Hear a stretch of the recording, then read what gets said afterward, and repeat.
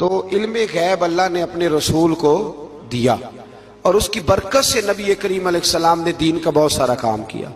حبیب کریم علیہ السلام نے بہت ساری باتیں، اور بہت سارے ایسے لوگ ہیں جو صرف حضور کا غیب دیکھ کے ایمان لائے، یعنی ایمان ہی غیب دیکھ کے لائے. خود حضرت عباس نبی کریم کے چچا، وہ جب بدر کے لیے آنے لگے نا، وہ آنا اس وقت بھی نہیں چاہ رہے تھے، پر قبیلے اور برادری نے مجبور کر کے انہیں ساتھ تیار کیا. وہ آئے نا تو جو گھر میں سونا پڑا تھا نا وہ ایک جگہ پہ چھوڑ آئے. اپنی بیوی کو کہنے لگے کہ میں آ گیا تو نکال لوں گا، اور اگر میں قتل کر دیا گیا تو نا نکال کے بچوں پہ خرچ کر دینا. تو نبی پاک علیہ الصلوۃ والسلام کے پاس جب یہ قیدی ہو کے آئے تو حضور نے فرمایا چچا فدیہ دو، اتنے پیسے دو چلے جاؤ. تو کہنے لگے میرے پاس تو شے ہی کوئی نہیں.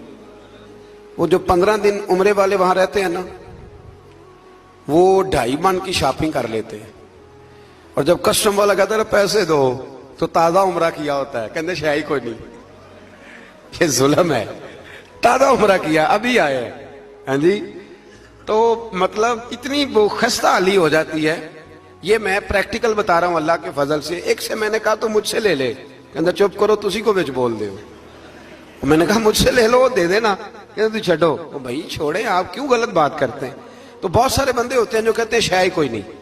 بالکل کوئی شے نہیں. ہاں کوئی پلاٹ سستا بک رہا ہو تو پیسے نکل آتے ہیں، پھر کہتے ہیں میں پھڑے نہیں کسی کو لو.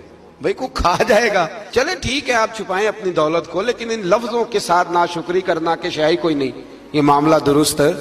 تو حضرت عباس نے بھی نا نبی کریم کی بارگاہ میں عرض کیا حضور کوئی شے نہیں، کہاں سے دوں؟ تو حضور مسکرائے.